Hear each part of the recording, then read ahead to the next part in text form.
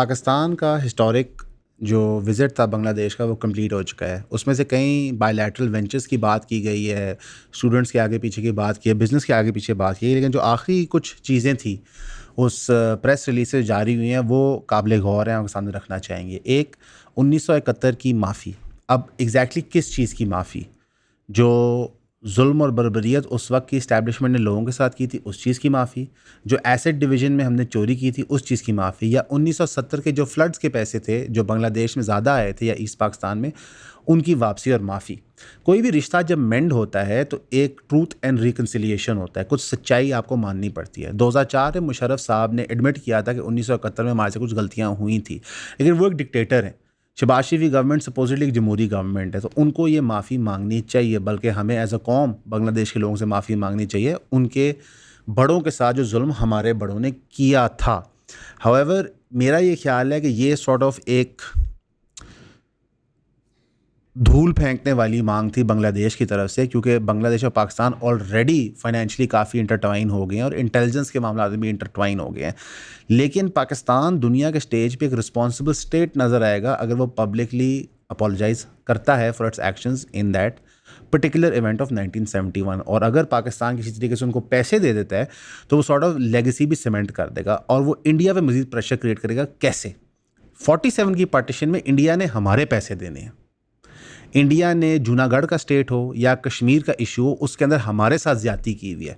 तो अगर पाकिस्तान 2025 में बांग्लादेश के साथ की हुई ट्रीटीज़ या अग्रीमेंट्स को फुलफ़िल करता है तो वो इंडिया पे मज़ीद प्रेशर क्रिएट करता है। तो मैं समझता हूँ बांग्लादेश की ये मांग ने पाकिस्तान को एक मास्टर स्ट्रोक, एक लूज बॉल दी, जिसमें वो छक्का आउट ऑफ द ग्राउंड मार सकता है और इंडिया को सारी उम्र के लिए इंटरनेशनली पक्का मक्कू ठप सकता है। कि अगर आज लेट से पाकिस्तान ने 5 अरब, 10 अरब, 20 अरब, 30 अरब, जितने भी इक्विवेलेंट पैसे बनते हैं बांग्लादेश के देने, वो दे दे, एसेट्स की शक्ल में दे दे, बेशक हार्ड कैश दे, कैपिटल एसेट्स दे दे अपने मुल्क में, यार ये चीज़ें हम आपको दे देते हैं। उससे इंडिया का जो पूरा का पूरा 47 का मुकदमा है वो बढ़ जाता है और ये बिल्कुल हमारी रियासत को करना चाहिए, ताकि इंडिया जो है वो सारी उम्र के लिए बिल्कुल पेशाब की झाग की तरह बैठ जाए। और मैं समझता हूँ, मेरी अंडरस्टैंडिंग ये है कि बांग्लादेशी गवर्नमेंट अंडरस्टैंड करते उन्होंने मांग की है। और जो बिहार के लोगों का इशू है, जो बिहारी मुसलमान बांग्लादेश के अंदर हैं जो एक्चुअली पाकिस्तानी सिटीजन हैं, उनको भी वेलकम बैक करना चाहिए, उनका भी एक अग्रीमेंट बनाना चाहिए। देखिए, अगर हम कानून के मुताबिक अफ़गान सिटीजन्स को यहाँ से वापस अफ़गानिस्तान भेज सकते हैं तो फिर हमें वो सेम पॉलिसी रखनी चाहिए बांग्लादेश के अंदर। और ये बड़ा क्रिटिकल इशू रहा है और MQM इस इशू के सर के ऊपर MQM बनी थी। ये बड़ी ज़्यादती है जी, 1971 के पाकिस्तानियों को वापस पाकिस्तान आने की इजाज़त नहीं मिल रही, हमने उनको वहाँ पर रखा हुआ है। पाकिस्तान ये 2-3 स्टेप्स करके दुनिया की लिस्ट में एक रिस्पॉन्सिबल स्टेट बन सकता है और इसका इस वक्त एडवांटेज ही एडवांटेज है, क्योंकि इंडिया जो है उसको हर तरफ से चपेटें पड़ रही हैं और पाकिस्तान को हर तरफ से इज्जत मिल रही है। और जब पाकिस्तान इन ह्यूमन राइट्स के इश्यूज़ की बात करके इनको एड्रेस करेगा तो पाकिस्तान जो खुद ह्यूमन राइट्स वायलेशंस कर रहा है उस पर भी थोड़ा सा पर्दा डल जाता है। तो ये नो डाउट एक मास्टर स्ट्रोक होगा अगर हमारी रियासत करे। अव्वल तो वैसे हमारी रियासत जो है हिस्टोरिकली चवलें मारती रही है और ये काम वो करते नहीं, लेकिन मेरा ये ख्याल है कि इस वक्त जो हमारी फॉरेन पॉलिसी 2 साल से रही है तो वो ज़रूर इस पर कोई ना कोई एक्शन लेंगे।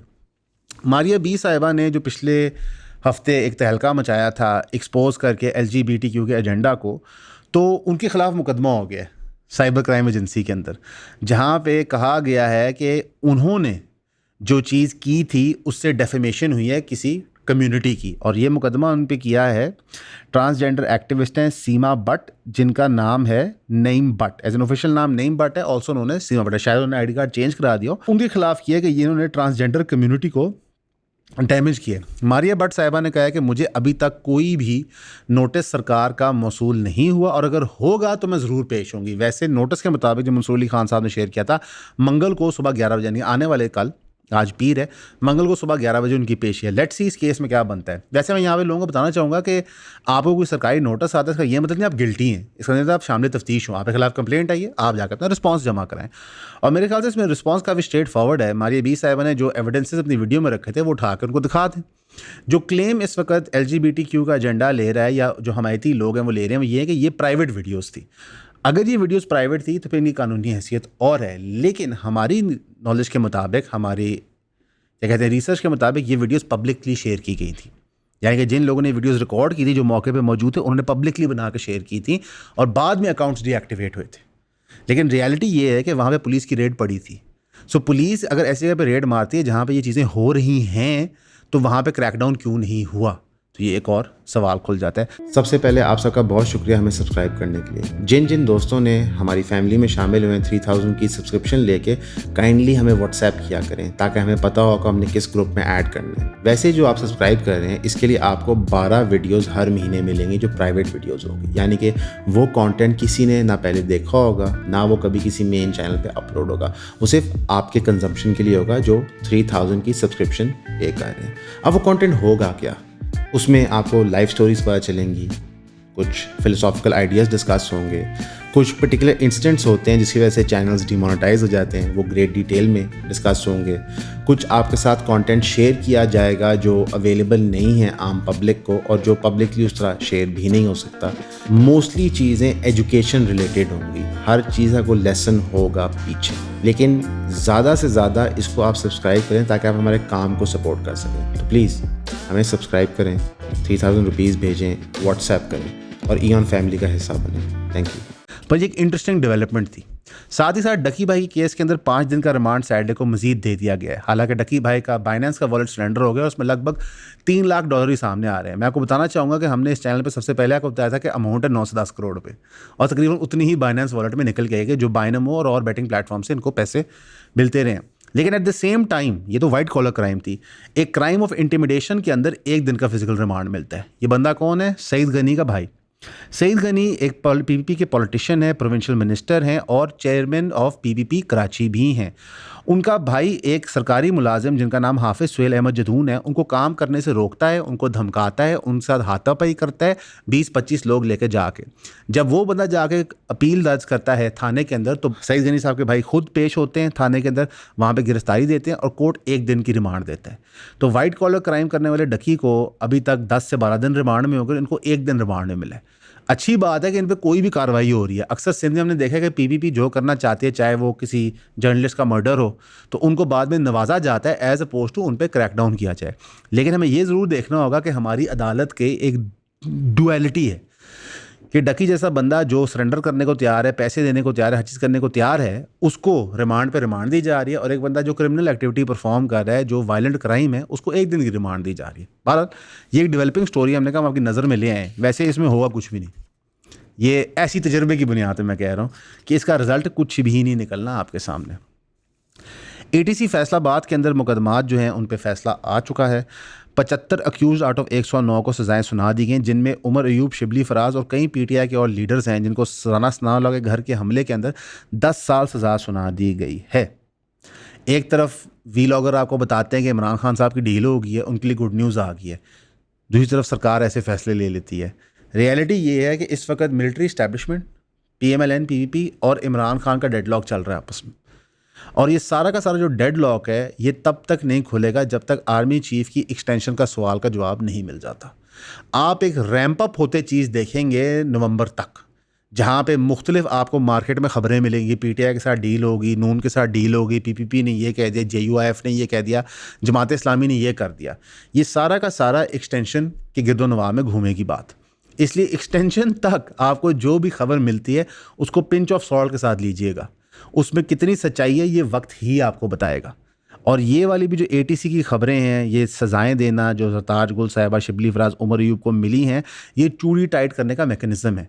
जस्ट टू सी कौन सी सियासी जमात बेहतर रूम देती है। हिस्टोरिकली स्पीकिंग जब चीफ की एक्सटेंशन की बात आई है तो सारी सियासी जमातें एक पेज पे होकर एक्सटेंशन देती रही हैं, इरिस्पेक्टिव ऑफ चीफ किसकी फेवर में था या नहीं। क्यों? हर कोई उनकी गुड बुक्स में आना चाहता है। और ये नवंबर का मरहला पंडित कहते हैं कि PTI के पॉइंट ऑफ व्यू से बड़ा इंपॉर्टेंट है। क्या ये अपने और आसिम मुनीर साहब का जो गैप है उसको ब्रिज कर पाते हैं कि नहीं? क्योंकि अगर PTI सपोर्ट थ्रो करती है उनकी एक्सटेंशन के पीछे तो नून लीग और PPP भी मजबूर हो जाएंगे। हमने देखा था बाजवा साहब की बारी सब ने एक्सटेंशन दी थी, तो बाजवा साहब का गैप ब्रिज हुआ था अपोजिशन की पार्टियों के साथ। तो शायद वही मूव हम दोबारा देखने लगे हैं। अगर ये मूव दोबारा होती है जिस तरह बाजवा साहब के दौर में हुई थी तो ये गैर जमहूरी चीज़ होगी, और फिर PTI ने जो लबादा जमहूरियत का ओढ़ा हुआ है उनको वो उतारना पड़ेगा और पावर पॉलिटिक्स में शामिल होना चाहेगा। और पावर पॉलिटिक्स में शामिल होने की दावत सहाफ़ी भी दे रहे हैं, पॉलिटिशियंस भी दे रहे हैं, पंडित भी कह रहे हैं, हर कोई, क्योंकि सब ने ये तस्लीम कर लिया है कि रियासती इदारों के ख़िलाफ़ धरने, एहतजाज, स्ट्रॉन्ग आर्म, इंटरनेशनल प्रेशर डाल के कोई रिज़ल्ट नहीं आ पाया। ये तो रियलिटी है।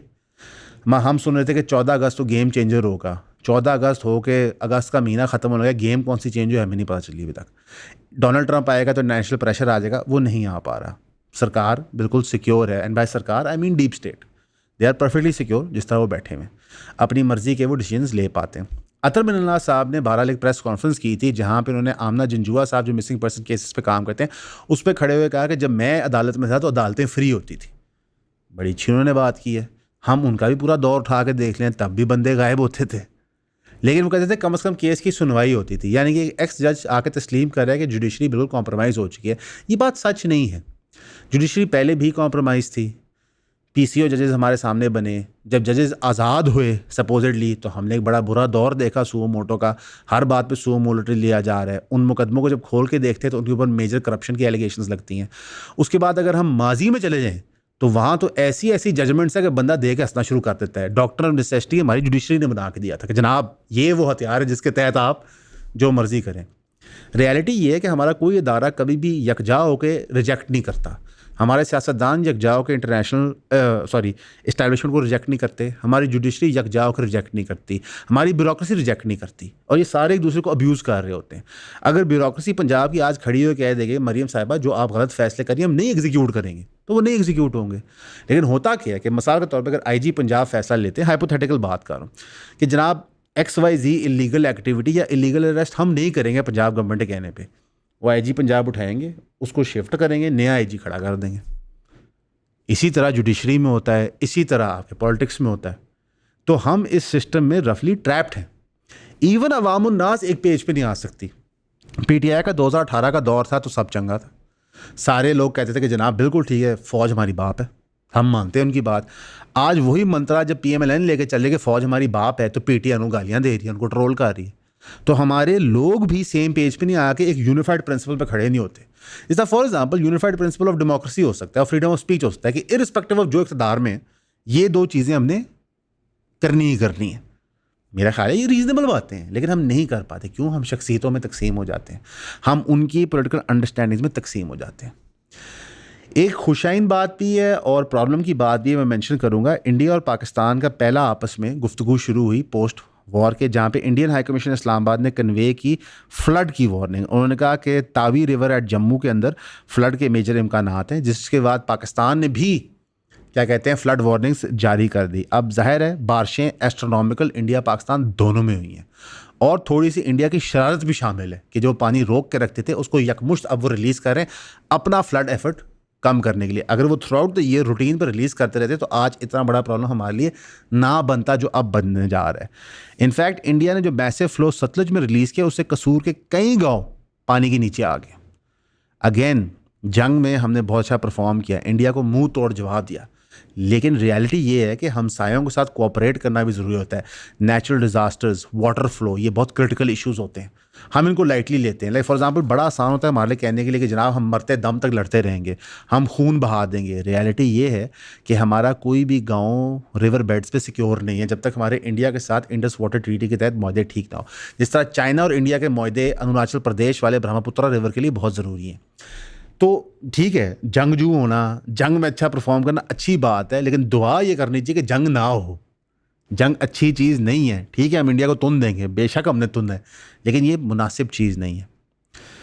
हमारी डेमोक्रेसी की health day by day weaken हो रही है, डेमोक्रेटिक फोर्सेस भी वीकन हो रहे हैं। अब एक्स जजेस आके एडमिट कर रहे हैं जनाब के जुडिशरी आज़ाद नहीं है। वैसे तो अंधे को भी नज़र आ रहा है जुडिशरी आज़ाद नहीं, लेकिन अतर मिनल्ला साहब की मेहरबानी उन्होंने आके ये बात कर दी। तो इस सिचुएशन में इस्टेब्लिशमेंट को चाहिए, और ये इस्टेब्लिशमेंट से हमारी अपील है कि आप लोगों के लिए रास्ता निकालें, आप रूम निकालें सांस लेने का। बिकॉज दुनिया की सारी दौलत घुटन का इलाज नहीं कर सकती। जो घुटन की कैफियत मुल्क में क्रिएट हो चुकी है कि आप कुछ बोल नहीं सकते, कुछ कर नहीं सकते, कोई बिजनेस नहीं करेंगे तो आपको मसला हो जाएगा, इस तरह मुल्क चल नहीं सकता। पाकिस्तान की दुआ कीजिएगा, हमारे लिए दुआ कीजिएगा। हमेशा की तरह आपका सुनने का शुक्रिया।